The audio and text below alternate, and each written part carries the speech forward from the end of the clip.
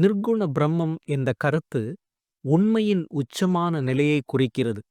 நிர்குண பிரம்மத்தை புரிந்து கொள்வது என்பது சிம்மாசனத்தில் அமர்ந்திருக்கும் ஒரு கடவுள் என்ற மத கருத்தை தாண்டி முழு பிரபஞ்சத்தின் அடித்தளமான இரண்டற்ற அடிப்படை உண்மையின் உலகிற்குள் நுழைவதாகும்.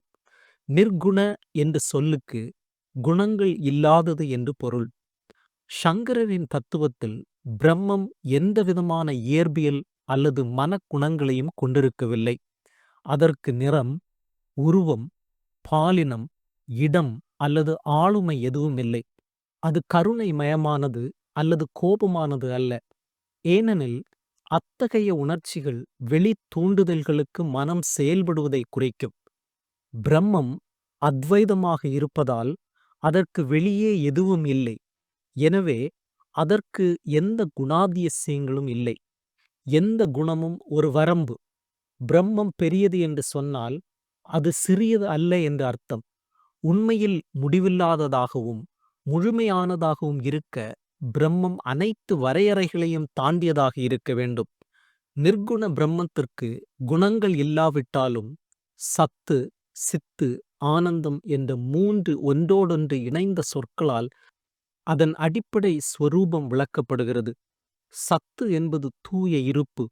பிரம்மம் வெறும் இருக்கும் ஒரு பொருள் அல்ல, மாறாக எல்லா பொருட்களும் இருப்பதற்கு காரணமான அந்த இருத்தல்தான். சித்து என்பது தூய உணர்வு.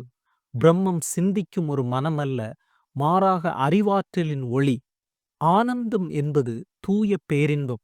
இது உணர்ச்சி பூர்வமான மகிழ்ச்சி அல்ல, மாறாக முழுமையின் அமைதி. சொற்களுக்கு அப்பாற்பட்ட ஒன்றை எப்படி விவரிப்பது? இது அல்ல, இதுவும் அல்ல என்ற உபநிடத முறையான நேத்தி மூலம் இதை சுட்டிக்காட்ட முடியும். நிர்குண பிரம்மத்தை கண்டறிய தேடுபவர் மனதால் அனைத்தையும் அகற்ற வேண்டும். நான் இந்த சரீரம் அல்ல, நான் இந்த பொறிகள் அல்ல, நான் இந்த மனமோ அகங்காரமோ அல்ல. தற்காலிகமான மற்றும் பொருளாக்கக்கூடிய அனைத்தையும் நிராகரித்த பின்னர் மீதமிருப்பது அமைதியான குணமற்ற சாட்சியான நிர்குண பிரம்மம்தான்.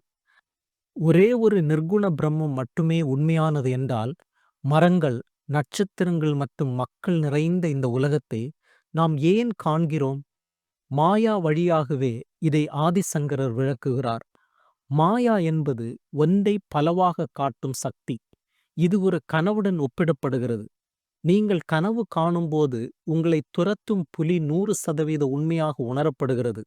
ஆனால் நீங்கள் விழித்தெழுந்தவுடன் புலி என்றும் இருந்ததில்லை என்பது தெரியும். நீங்கள் மட்டுமே இருந்தீர்கள்.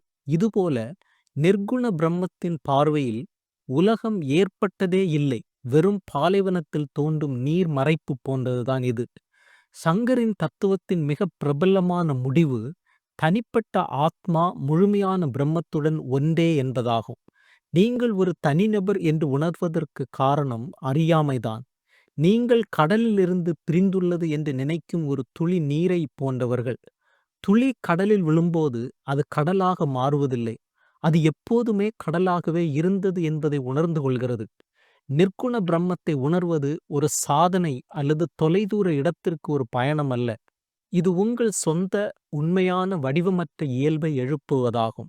அத்வைத வேதாந்தத்தில் இறுதி குறிக்கோள் நிர்குண பிரம்மத்தின் நேரடி அனுபவமாகும். இது மரணத்திற்கு பின் வரும் சொர்க்கம் அல்ல, இது ஜீவன் முக்தி. இன்னும் உயிரோடு இருக்கும் போதே விடுதலை.